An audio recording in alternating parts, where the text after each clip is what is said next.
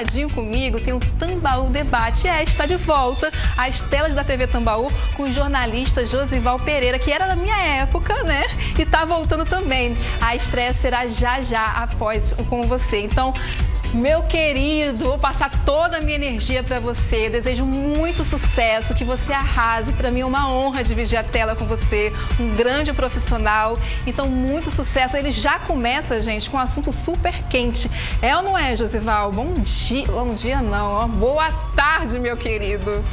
Boa tarde para você, Marcele, sucesso para você, eu acredito muito no seu sucesso, já acompanhei seu trabalho aqui da primeira vez, estou acompanhando agora, sei que você vai se dar muito bem aqui na TV Tambaú e nós estamos aqui para poder trazer novidades. E boa tarde para todo mundo, nós estamos começando agora o programa Tambaú Debate, é uma nova fase, é um novo formato, porque o programa, com esse nome, ele vai fazer muito debate, né? Nós já estivemos com esse nome na grade da programação aqui da TV Tambaú, depois teve um intervalo, mas agora está voltando. E como é que ele vai voltar? Vai voltar num formato aqui discutindo os principais temas em polêmica na sociedade e com a integração com todas as mídias da TV, do rádio, da TV Tambaú, que é o formato novo, o formato de comunicação mais novo. Então, todo dia nós estaremos aqui na TV Tambaú com esse formato do programa Tambaú Debate. Neste primeiro, é um programa de política, mas não só de política partidária ou política de autoridades, é um programa de política bem mais amplo, vamos discutir políticas públicas, vamos trazer também aqui o mundo empresarial, comercial, cultural, enfim, as lideranças da sociedade, essas pessoas vão ser convidadas aqui para discutir os temas mais importantes. E hoje, por exemplo, nós vamos começar com um tema que já é polêmico, nós vamos tratar aqui hoje da justiça, é um tema de relevância. A pergunta que nós estamos fazendo aqui para o programa de hoje, que é um programa temático, é: o que é que está acontecendo com a justiça brasileira? A justiça foi para Berlinda um pouco nos últimos anos. Teve o caso de Sérgio Moro, que condenou um ex-candidato a presidente da República, depois virou ministro e agora senador, já com uma posição política adversário daquele que condenou.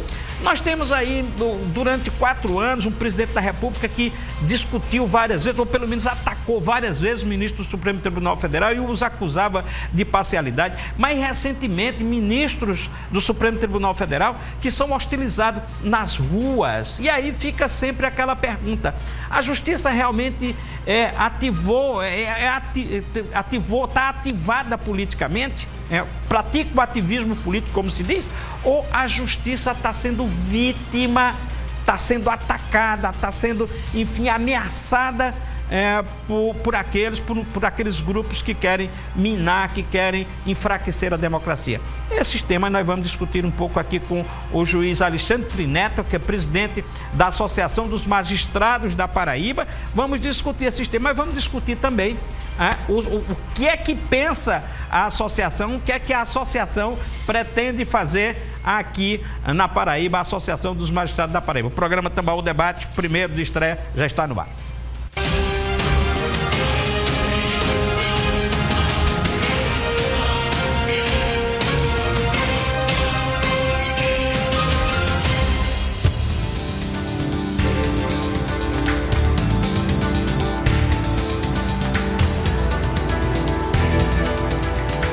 O juiz Alexandre Trineto está na magistratura desde 1996 e agora ele já passou por várias comarcas, veio lá do sertão do estado da Paraíba e agora ele está assumindo a presidência da Associação dos Magistrados da Paraíba. Boa tarde, doutor. Boa tarde, Josival. Estamos aqui à disposição aí sua e dos telespectadores para irmos adiante com a nossa temática de hoje. Fico muito feliz, inclusive, em ter a oportunidade de, exatamente na sua estreia, relembrando os tempos de entrevista ainda na cidade, na nossa cidade de Cajazeiras, e aqui eu fico muito feliz e muito satisfeito com isso. Quando o senhor assume, então, a entidade que representa a magistratura da Paraíba, certamente tem vamos dizer aqui, objetivos de classe, de categoria, enfim. E eu vi lá no seu programa de governo que o senhor fala de respeito, de voltar, de cobrar respeito à magistratura, de restaurar a magistratura. Aí eu logo pergunto, o que é que está acontecendo?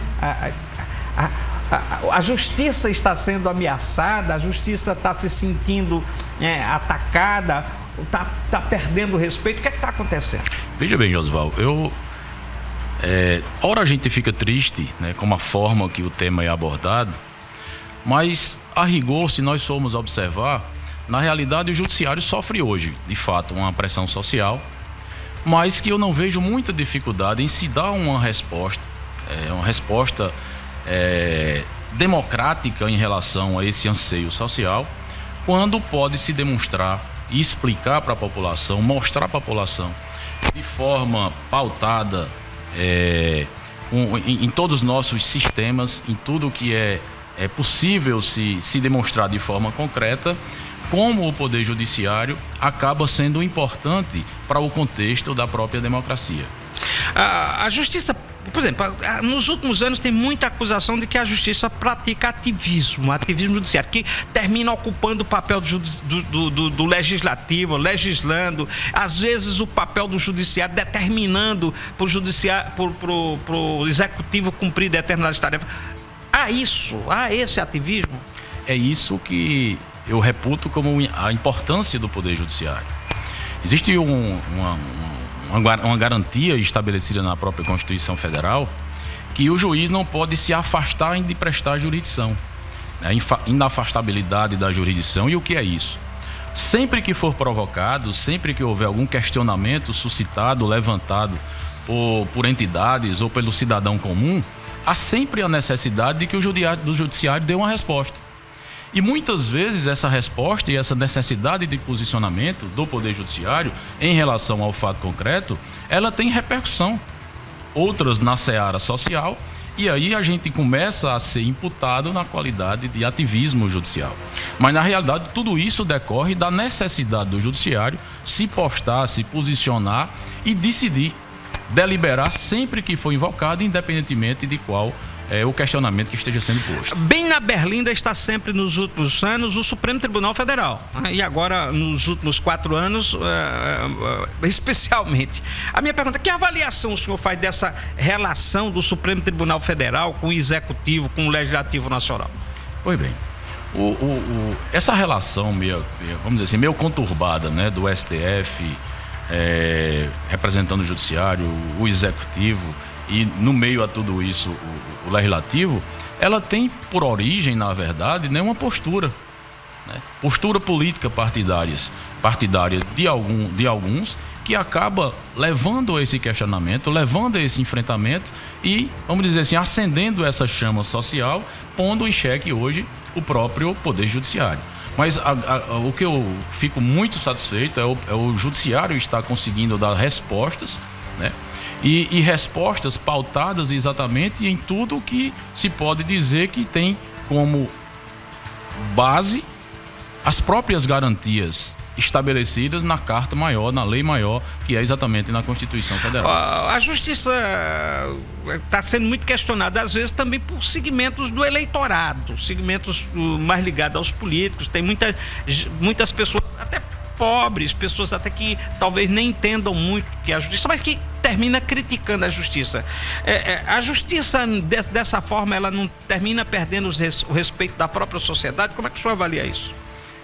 Essa questão de perder o respeito, e aí eu concordo contigo quando você fala da questão de que as pessoas que têm menos conhecimento, às vezes levada por uma ideia plantada, uma ideia trabalhada, acabam realmente tendo uma impressão que talvez não seja a impressão correta em relação ao funcionamento da justiça.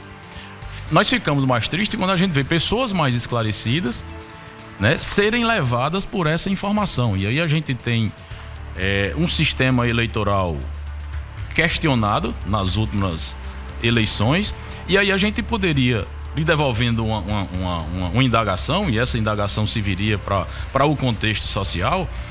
Essa eleição ela é válida quando determinado partido é beneficiado e na mesma eleição, quando candidatos do mesmo partido não obtêm sucesso, nós vamos pôr em xeque a eleição?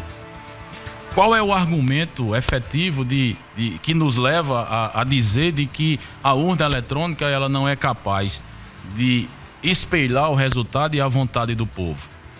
É o interesse político partidário? É efetivamente se obter o pronunciamento popular, que aí, a meu ver, seria o objetivo maior de qualquer processo eleitoral? Então nós ficamos diante dessa problemática.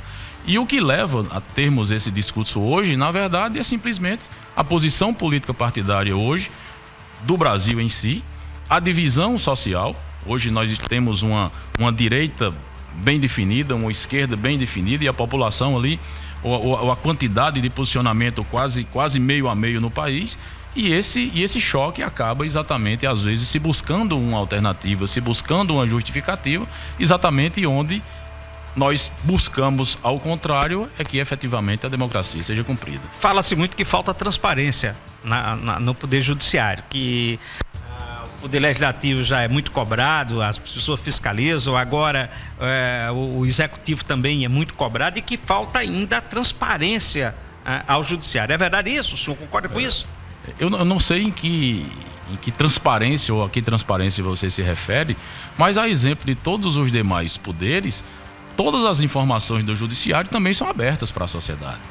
Então, nós não podemos taxar e estabelecer que somente o Poder Judiciário, como nós ouvimos aí em discursos anteriores, somente o Poder Judiciário tem uma caixa preta que precisa de ser aberta.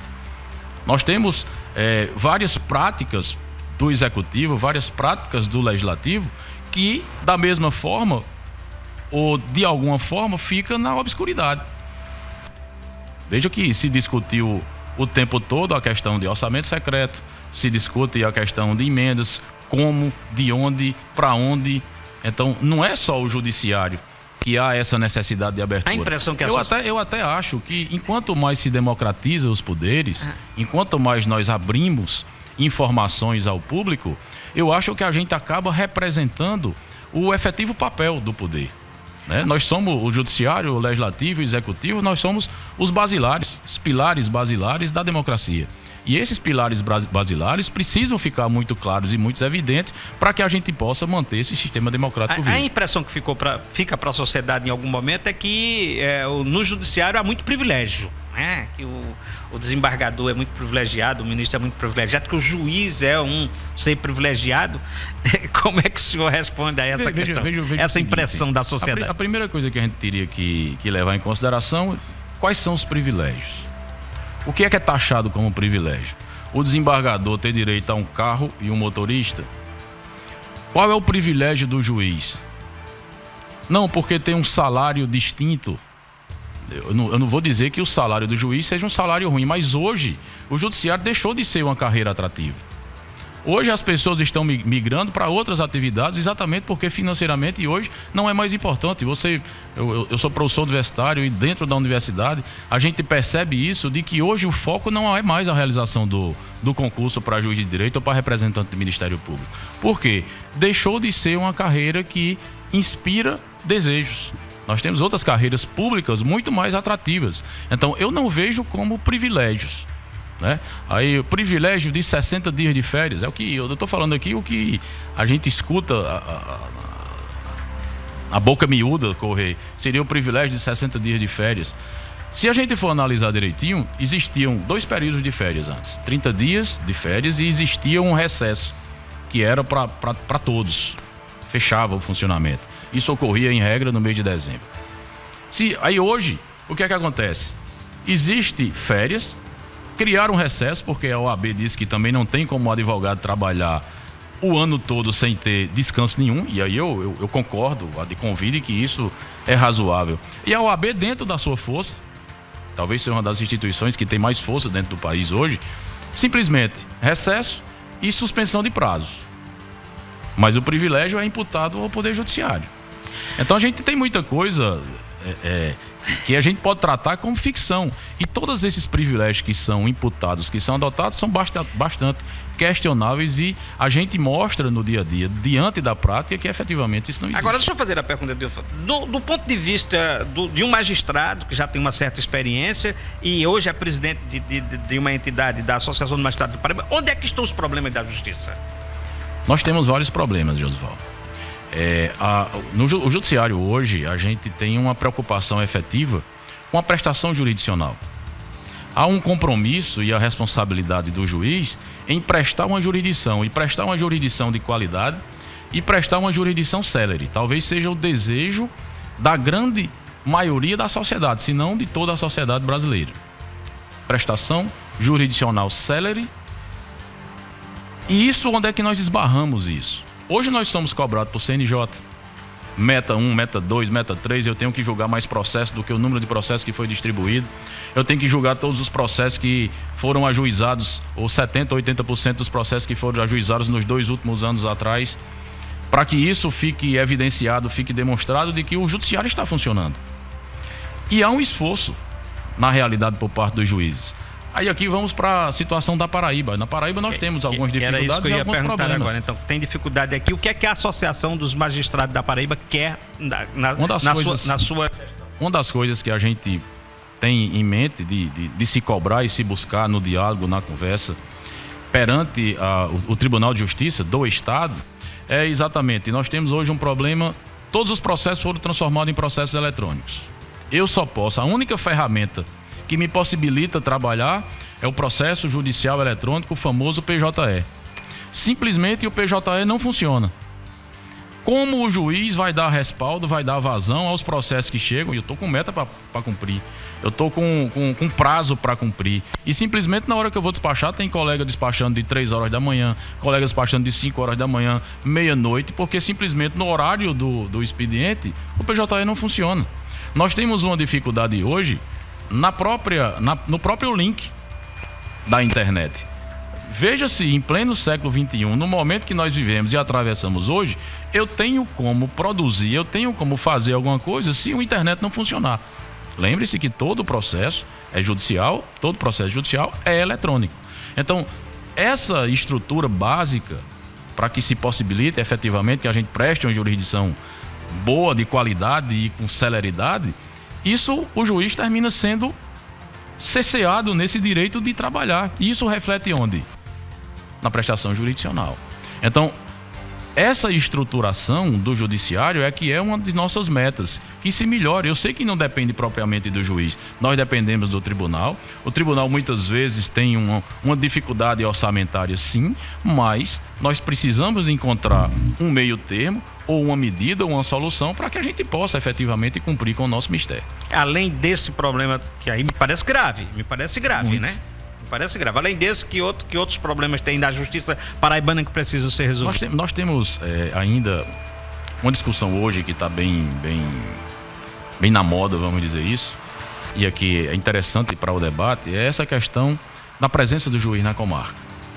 Nós conseguimos, apesar desse período da pandemia, nós conseguimos evoluir e evoluirmos bem para uma solução, que foi exatamente nós passarmos não somente para o processo judicial eletrônico, mas nós conseguimos, por exemplo, realizar os atos de forma remota. Há uma discussão, um questionamento, você deve ter visto que essa semana o CNJ se posicionou em relação a isso, determinando o retorno presencial do juiz às comarcas. A presença do juiz na comarca, a gente sabe que é um dever estabelecido na Lei Orgânica da Magistratura, a LOMAN estabelece isso, nós sabemos, mas nós sabemos muitas vezes que eu posso estar obrigado a estar no fórum. E aí nós voltamos aqui à questão da internet. Nós voltamos aqui à questão da estrutura de trabalho. Eu vou estar obrigado a estar no fórum. Mas o PJE não vai funcionar. E de minha casa, minha internet paga por mim, eu consigo produzir muito mais. Então, a gente precisa trabalhar junto ao tribunal, junto à Corregedoria de Justiça, uma alternativa razoável. Obviamente, ninguém busca na realidade de que o juiz não esteja presente na comarca, mas a gente precisa um meio termo para que o juiz cumpra esse seu papel institucional, mas acima de tudo ele possa trabalhar de forma efetiva, sem adoecer olhando lá o PJE, ficar rodando na sua frente sem efetivar o despacho que está sendo prolatado, e que a gente possa prestar nossa jurisdição. Doutor Alexandre Neto, obrigado por sua presença aqui. Eu estou vendo que é uma luta grande para modernizar a Justiça da Paraíba. Me parece que modernizar A Justiça, de certa forma, se modernizou até determinado ponto, e nós estamos encontrando um obstáculo na realidade nesta manutenção, né? Nessa manutenção dessa evolução.